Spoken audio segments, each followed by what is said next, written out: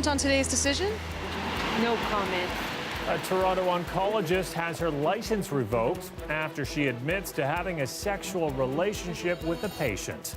And anti-Maduro protesters take over Young Dundas Square as Venezuela's opposition leader takes over as interim leader.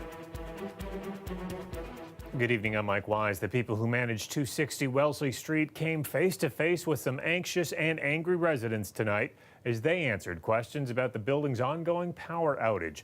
It all started last night, as we told you, after a pipe burst in the basement and water seeped into the 33-story apartment's electrical room, leaving residents without power, heat, or water for more than 24 hours. Our Taylor Simmons is live at the building tonight. So, Taylor, a lot of pointed questions for management at the meeting tonight. And the most sought after answer, Mike, will you be paying for the expenses I'm incurring as a result of this ongoing blackout? Things like spoiled food, for hotel stays, for even data for cell phones for doing work because they've lost Wi-Fi. And the answer from management is we'll have to wait and see. That's because they're still waiting for the water to dry, like you explained, in the electrical room where there was some flooding. Once that is dried, they'll be able to tell just how much damage there actually was and if it can be restored quickly, and then we'll see if it will be this 48 hours with the power out or if it will be much longer. So as I said, residents wanting some answers about the financial obligations from the property management. So one woman at tonight's meeting actually lived in 650 Parliament, and that's the building that was ravaged by fire in August of last year, and many residents had to be taken out for weeks, and she was saying, how can you help me now? So here's what property management had to say. Right now, there's no eviction order. Right now, we have no sense of how long this ordeal is going to continue. Any discussions about compensation can only begin amongst my clients once we have an idea of how long. Speculation about I'm going to have to pay for 5 days. I can't comment on speculation at this point. About 6 months ago, we had the 650 Parliament fire. About 3 months ago, we had a flood in 240. Now there's floods in 260. I say this with all due respect. Is Wellesley Parliament Square complicit in negligence leading to the downgrade of our buildings? There is absolutely no indication that any of these events are related to one another. And I'm currently 6 months pregnant, and we live on 26th floor. So nobody is in that condition to actually climb those stairs. So how are you going to address this situation?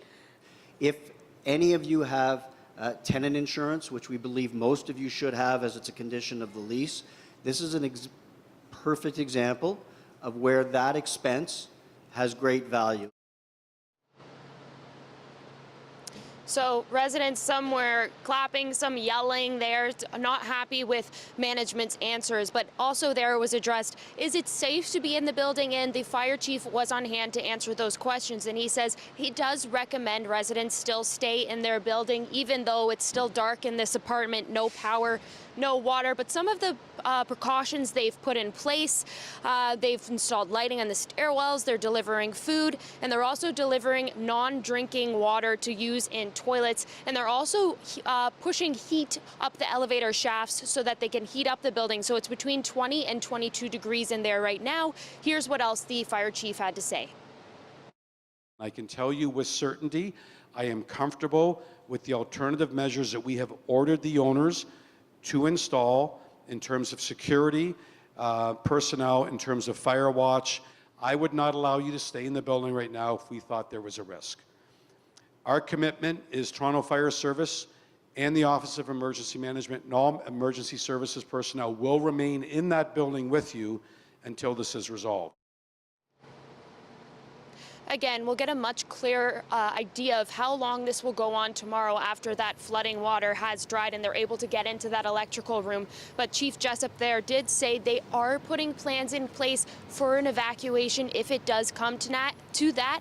But they did get residents to fill out forms with their names and any other circumstances they're under so that they can call those people if that does happen. But for tonight, Mike, those door-to-door checks are still going on just to make sure that everyone's safe here. Okay, Taylor, we'll look for answers possibly tomorrow. Taylor Simmons live at 260 Wellesley Street for us tonight. The OPP have made an arrest in what they are now treating as a double homicide in Collingwood that we told you about yesterday. A 57-year-old man has been charged with 2 counts of second-degree murder. That's after police were called to a residence in the Georgian Blue area early Tuesday morning. In a release, police say they believe a third person was with the two victims but fled the scene. The investigation remains ongoing. Police aren't releasing the names of the victims until the next of kin is notified. The accused is now being held for bail and is expected to appear in court later. A 35-year-old Toronto man is dead after being struck by a vehicle in Mississauga tonight. It happened in the area of Kennedy and Brunel Roads just before 7. Officers say the driver of the vehicle did remain on scene and is cooperating with police. The intersection is closed as the Major Collision Bureau investigates. The Ontario government is considering removing caps on class sizes in kindergarten and in grades 1 to 3.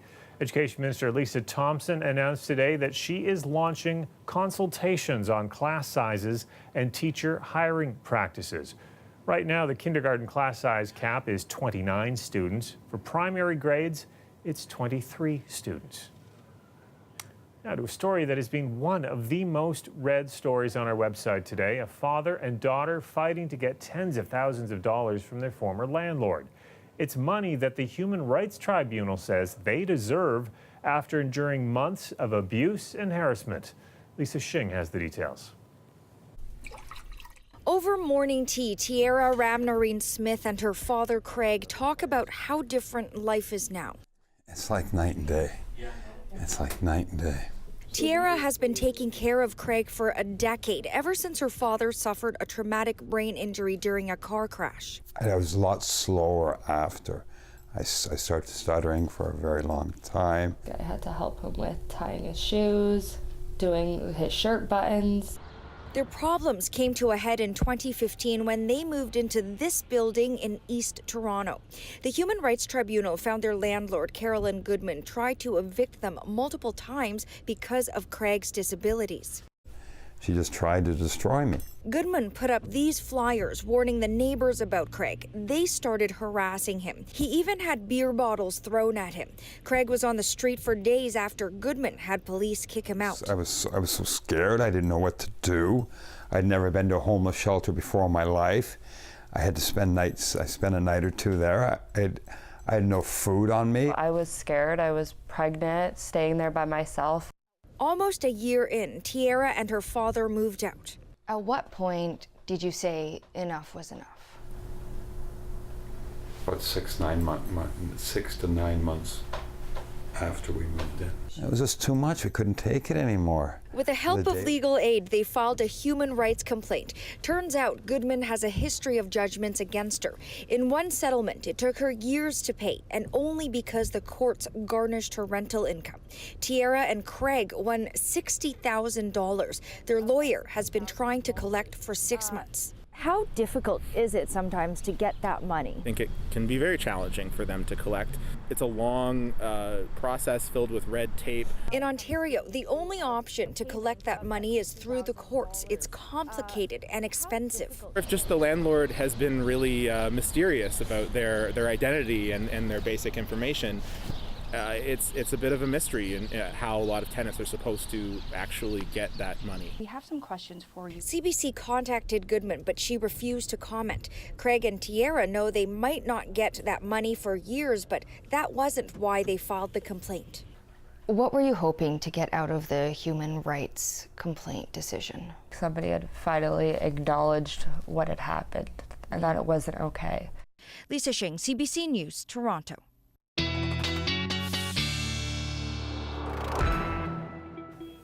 Meteorologist Colette Kennedy's here with her first look at the forecast. Another chance of a messy morning tomorrow, but nothing like this morning, though.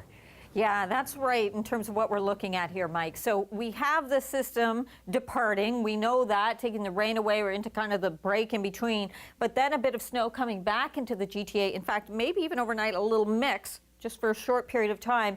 And then some light snow, could see about 1 centimeter before it moves out through the overnight hours. But notice 6 a.m., It's still pushing eastward. It's not that far from the GTA. So eastern sections and also down around southern portions of the Golden Horseshoe, tomorrow morning's commute, you may still have a bit of light snow falling, or at least some flurries. But elsewhere, we're still talking about this mix that's been out there through today.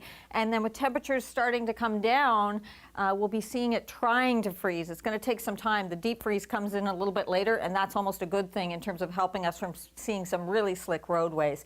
The system will depart. We'll get a few little lake effects flurries, especially closer to Lake Huron. You'll be seeing some of that. But otherwise, overnight tonight, we do see this moving out. 0 through the overnight hours. Those winds still kind of gusty through the overnight, and then by tomorrow afternoon, easing, hoping we'll get some sunny breaks as we go into the afternoon hours, and -1 by tomorrow afternoon. It's after that colder air is really going to be moving back in here, Mike. All right, so enjoy the -1 before it gets a lot worse than that. Okay, thanks, Colette. You're welcome.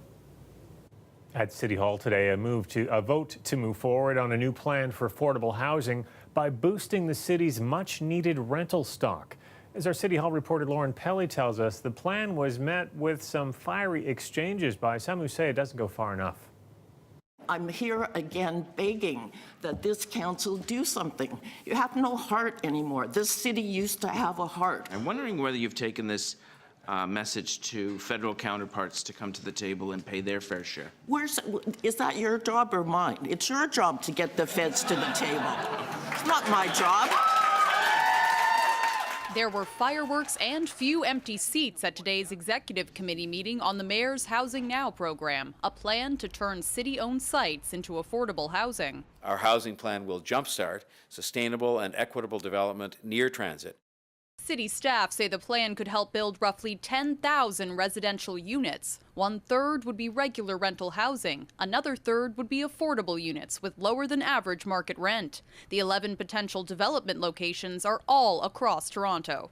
This is one of the sites, and it's currently being used for parking near Islington Station. As you can see, there are hundreds of cars here today. Some of the other sites are also parking, a fire station, a construction site, and some spots that the city says are just surplus land. It's critical that we build more affordable housing in this city. But this councillor says what's missing in the plan is supportive housing. The mental health services and health supports to help people transition out of homelessness. We need to move so much more quickly. Others question what affordable even means. The Housing Now strategy defines affordable housing as no more than 80% of market rent, which, given where market rent is sitting now in Toronto, that's not affordable housing.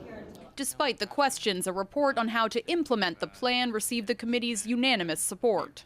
City staff have assured me and Deputy Mayor Bailau that we can actually have shovels literally in the ground as early as next year on some of these sites. Now council will get the final stamp of approval. Lauren Pelly, CBC News, Toronto. Still to come, a Toronto doctor admitted to sexually abusing a cancer patient. Now she's had her license revoked. We'll have more on that story after the break.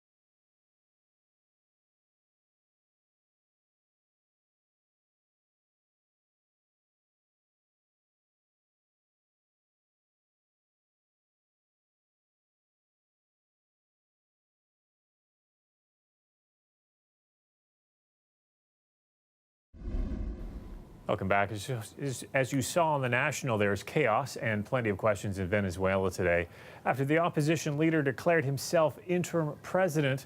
That led to protests around the world, including right here in Toronto.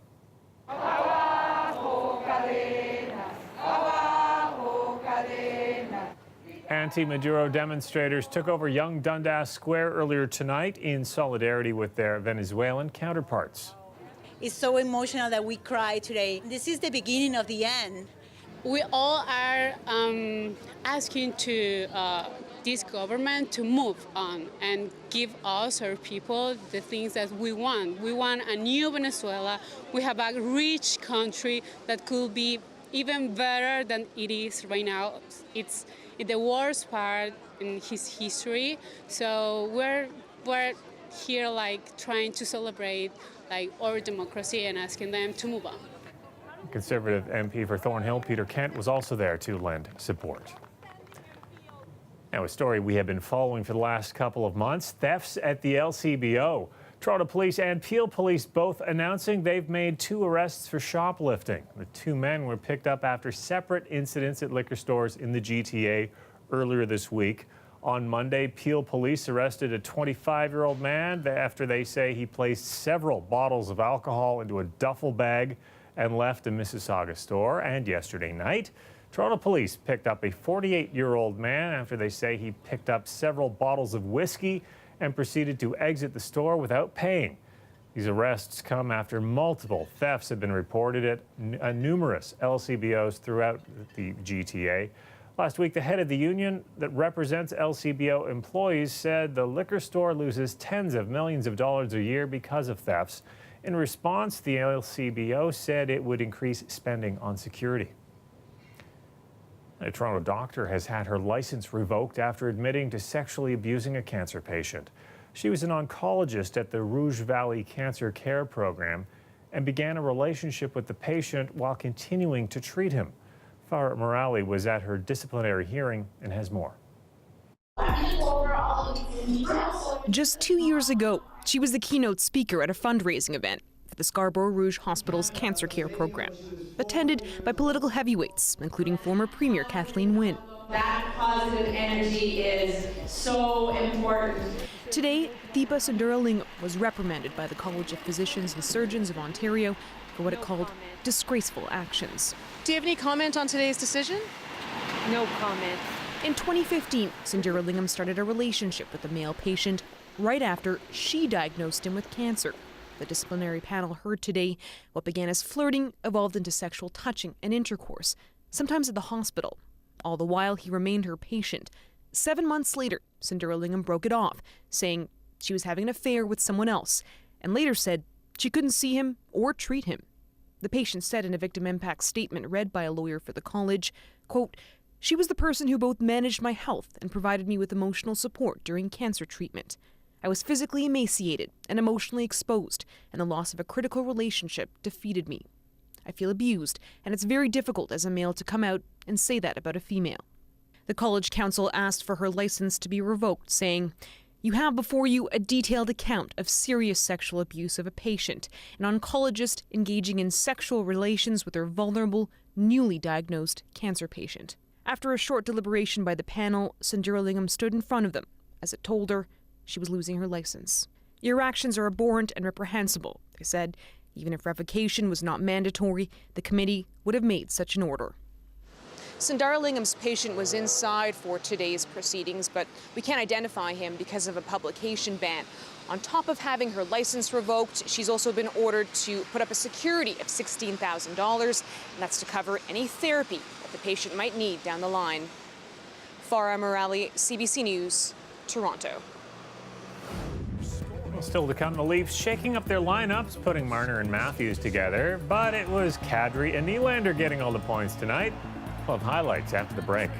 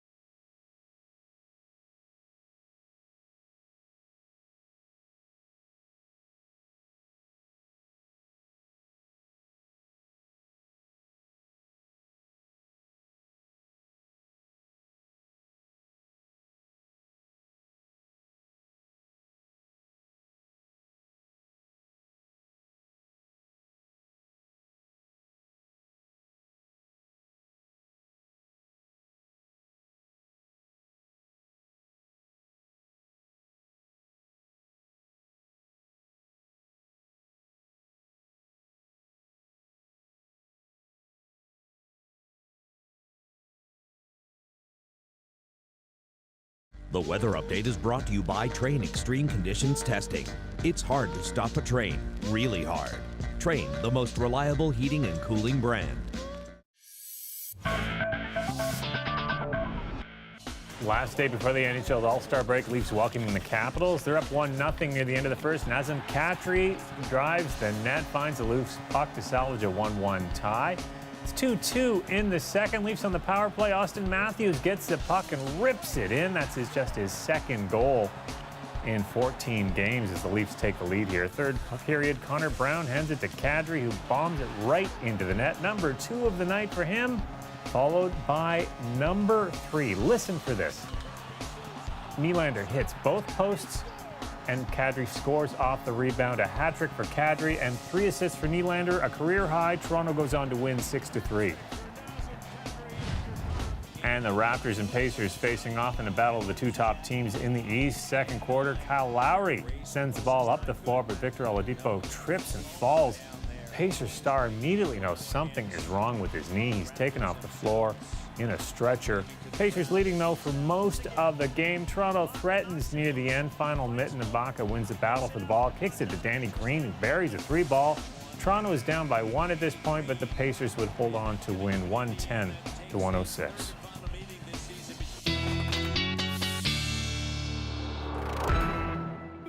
Colette's back with our extended forecast. Bit of a transition day tomorrow. We go from the warm temperatures we've had to, oh, we don't want to know what's coming this weekend.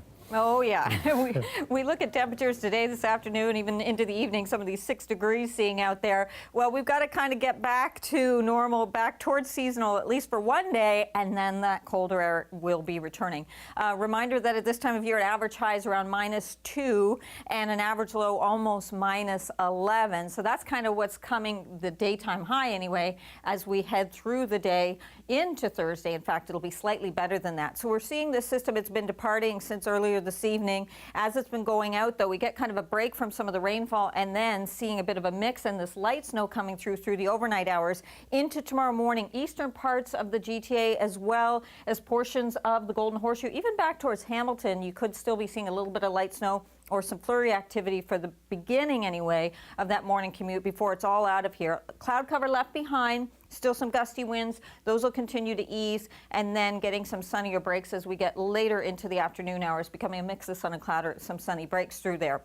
For southwestern Ontario, -4 tonight. For London, it's -2. We'll see mostly cloudy skies. The wind's still strong, not only tonight, but tomorrow from the southwest at 30, gusting to 50. That'll be slightly better than overnight tonight.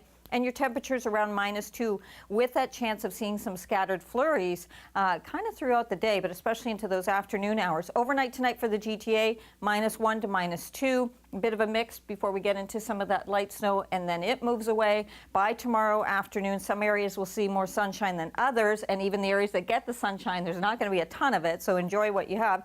And as we get to 0 in Hamilton, -1 we're going to see elsewhere, and in fact 1 degree for St. Catharines.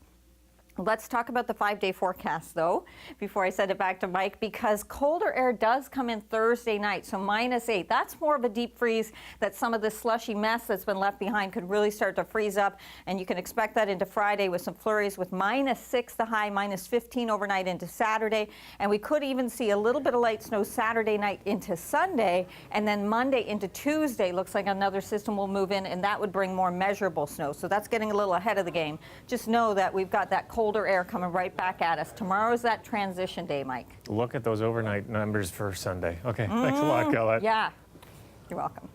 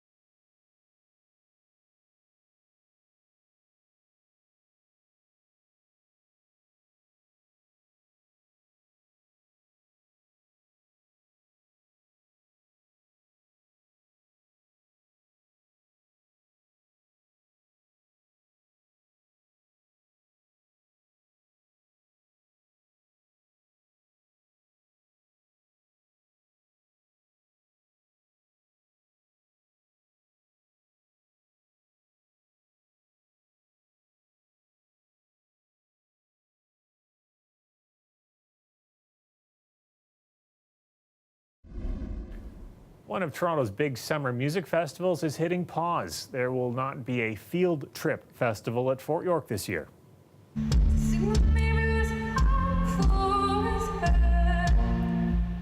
And the festival's lineup generally skewed towards indie rock acts. Organizers say they are going on hiatus with, quote, the goal of returning in 2020 with renewed vision. Now, the reason for the pause is unknown. The first field trip festival was held back in 2013. When the festival does come back, chances are Pinkfong won't be performing. Now, you may not immediately recognize that name, but chances are, if you have a child under the age of 6, you know their hit song, Baby Shark. More than 2 billion views on YouTube. In your room, you can't get out of your head. It's actually on the Billboard Top 40 right now. Well, tomorrow on Q, they're going to be looking at the complicated backstory of that song. That's tomorrow at 10 a.m. on CBC Radio 1. I'll see you back here tomorrow night at 11. Good night.